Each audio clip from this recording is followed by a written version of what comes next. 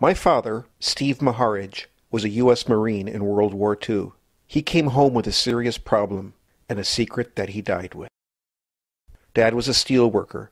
By night, he did the same work in our basement, where he had a side business. Near him in that shop was a picture of him and a buddy from the war, and even as a small boy, I knew never to ask about him. Dad had a lot of anger. He sometimes erupted in raging fits when one of us kids spilled something. I wondered, why did he do this? When I was 12, I began grinding steel with my father. One night, when he was on medication after a drunk driver almost killed him, he told me the guy in the picture died in Okinawa. They blame me, but it wasn't my fault. I didn't kill him, he shouted. I just listened. Dad never again talked about the man. When he died in 2000, I buried a copy of the picture with him at Arlington National Cemetery. Then I began a quest to learn who the man was and how he died. It took 12 years. I made many hundreds of phone calls. I found 29 men who'd been in my father's Marine unit. From them, I heard a different World War II story.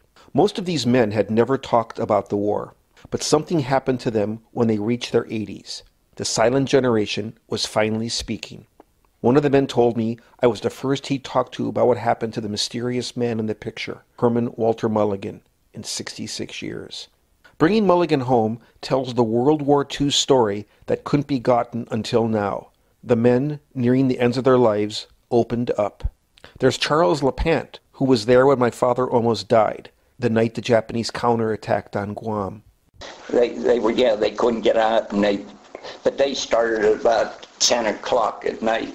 Oh, they started screaming, the Japanese. You'd be laying there real quiet. You didn't, you'd hear, and I tried to mimic it.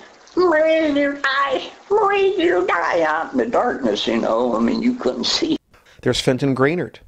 Here they turned us, 8.5, 9 million people loose from the military during World War II. Just kicked your ass out on the street with not a goddamn penny of psychiatric help for nothing. You was on your own. I come back a different person. I was just a damn 19-year-old kid that went into service, and I come back, I was a damn seasoned old man. Most of the guys were just trying to survive. I heard over and over, it was kill or be killed, as it is in any war. They just wanted to come home. But some guys did bad things, and some of them told me what they did. There's Jim Lawfridge, who told me he learned to like killing Japanese soldiers. And if I killed 5 on one day, I said, maybe I'd do better the next day, Instead of shooting one where I knew it'd kill him outright, if I had a choice, I'd shoot him in the gut and let him die a slow, painful death. But that was my frame of mind. Well, when you live like a goddamn animal, you're going to act like a damn animal, And Jim told me about how he ripped the gold teeth from their bodies. But just before he died, he was repentant. I thought it was a big, brave thing to do, And looking back at this chicken shit, goddamn the man that's dead, let him be. I don't know, I guess my mind got warped somewhere along the line. And there's Frank Palmasani, whose name was on a Japanese flag my father had. He told me how they were ordered not to take any prisoners in the Battle of Guam. He told me how he executed a Japanese lieutenant. He graduated from Stanford University in California. He could speak better English than me. Well, the first thing he asked me for is a Lucky Strike cigarette. So I said, you want a Lucky Strike, huh? I said, I'm going to give you one. And I stuck the bayonet right in his neck. So I killed him. Rolled him over in the hole. That was the end of him. Bringing Mulligan Home is not just about the war. It's about the aftermath. I learned why my father came back to the rough south side of Cleveland a different man. He was drunk for 4 years after the war.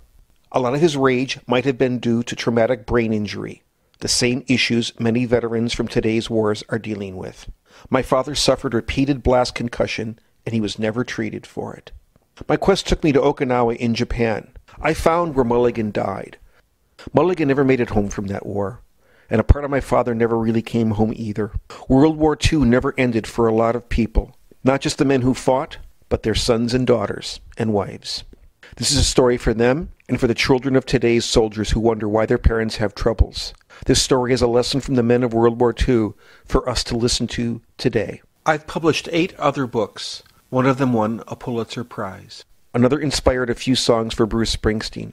Those books mean a lot to me, but Bringing Mulligan Home is the most personal book of them all.